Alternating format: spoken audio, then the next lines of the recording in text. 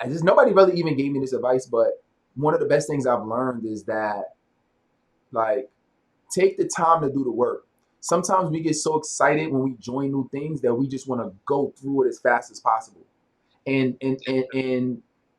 sometimes the challenge with that is we don't we don't absorb and we don't get the insights and the breakthroughs we need to get because we're just trying to get through it because we're so excited to learn the new information.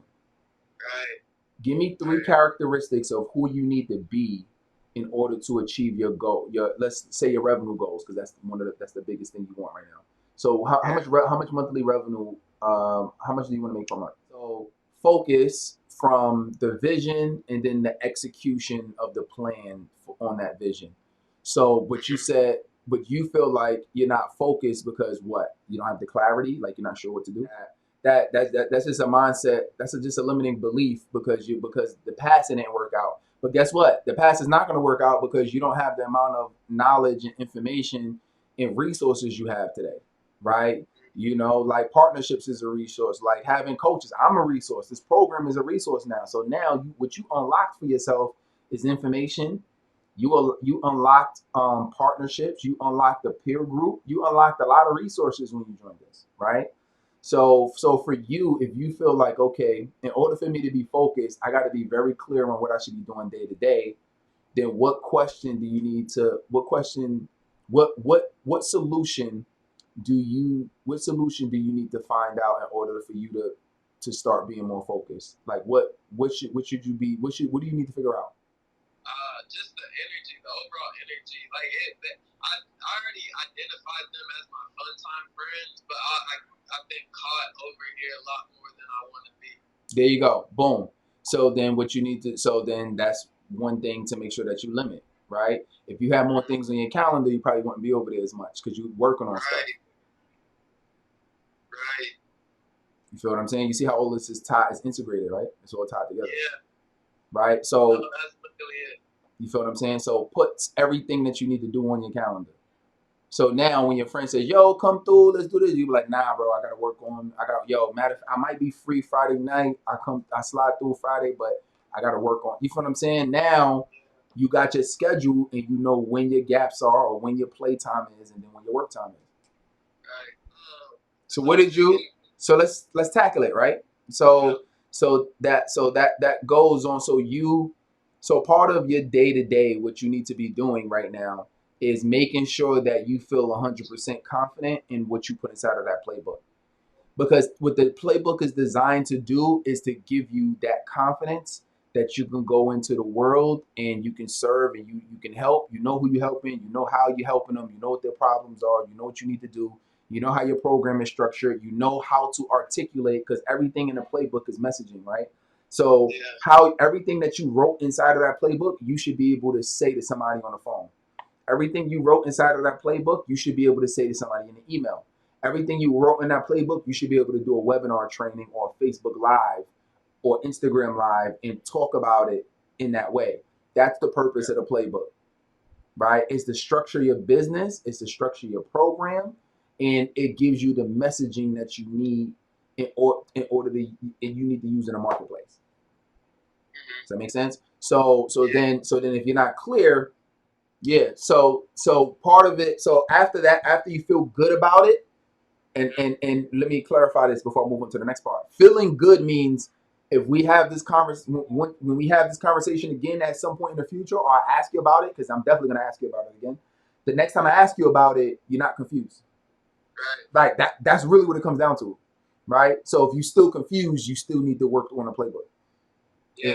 you know what I'm saying? So that's how you know when you're done with the playbook. That doesn't mean that you're not going to change something because my playbook has evolved.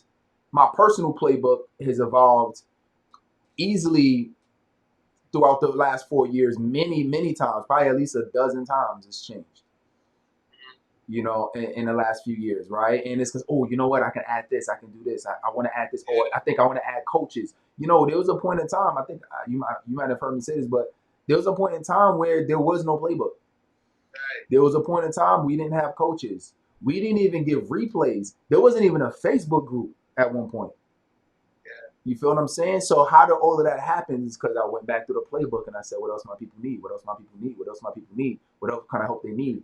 And that's how, and that, so that was evolutions of the playbook for me, right? So those are going to be your evolutions moving forward, but you want to have clarity and confidence coming out of the playbook. Say, you know what? I feel good with the state of where it's at right now. I feel good going into the world talking about it. I feel good creating videos about this. I feel good I feel like I can have a decent conversation with somebody and really explain how I can help them and what they're going to get. 18 and younger, but then also really help people that are my age and literally from the age of like 18 to like 24 and really just help them in that transition period of becoming an adult.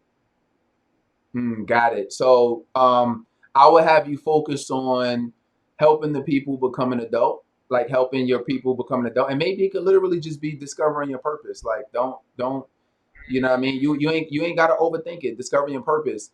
I probably wouldn't categorize it as a lifestyle entrepreneur because that's if you're going to be a lifestyle entrepreneur, typically people want to see what your lifestyle is like. They're going to want to aspire to that. Right. Yeah. People are going to want to, they're going to want to aspire to it. You know what I'm saying? So if you're not showing them that, it's going to make it a lot harder for you to reach that audience. I mean, let's just say 3 years, 5 years, 2 years, whatever. You like, in another 5 years, you might be making $700,000 a year. You might be traveling more. You might be, you're going to be in a place where you can show more of your lifestyle because part of what's going to make people attracted to you is you being persuasive on the phone, but they're watching you too. You know what I'm saying? So I would probably say if you want to categorize yourself as that, wait until you get a little bit more, right? Focus on helping people your age right now discover their purpose, helping them with transition. You know what I'm saying? I would say something along the lines of like helping millennials,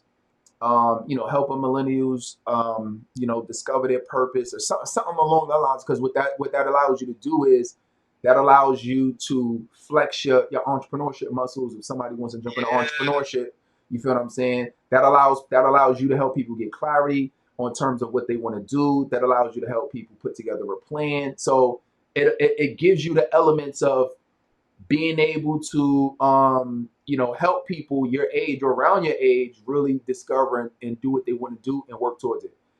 But now I see where I can go from it. It's just like present it as get your life together, get through the transition period. So show them that, but then give them the habits of being an entrepreneur. Bingo. Yeah. Okay. Yep. Do that. Yeah, that'd be great because with that allow and then make the program longer. So like do like a 6 month, make it like 6 months. Okay. You feel what I'm saying? So because what that allow you to do is that allow you to still charge high ticket, but it allow you, if they may not necessarily have the whole all the bread up front, that gives them a longer period to pay it off. Okay. And how much? So you could do, starting off, I don't see any reason why, 1,500. Oh, actually, let's do it evenly. So let's say what's 200. I think anybody could really afford 500 to 1,000, but let's just make it like if we're gonna do 6 months, I don't see any reason why you couldn't do two. I would say between 200 to 300 a month. I don't see any reason why you couldn't do that. You know what I mean? If you're helping people discover their purpose, 200 to 300. Oh, that ends up at 12. I like that. Yeah. Okay. So do that. But when you present it, I'm gonna help you sell it. So like how present it, because if you can split payments, do 600 this month, 600 next month. Like I would rather have them pay you that way. But if somebody desperately wants to do it and they ain't really got all of the bread right now, then you still got an ace, you still got a joker in your back pocket to say, boom, slap that on the table and say 200 a month. I got you. I'm doing this for you, 200, boom. And then now you got now you're capturing the market is actually very, very affordable for people to do it. You're charging a good amount of it, and then now all the other programs and courses you created, you can get those as bonuses in the program. Okay, bet. Yeah, so what I would do is I would create, so you got to go back through the playbook. So Okay. what I would do is I would create, you know how we talk about your 12 topics? Yeah. If you're going to create training videos, I would create a specific training video for each one of those, like a 10-minute training video at least.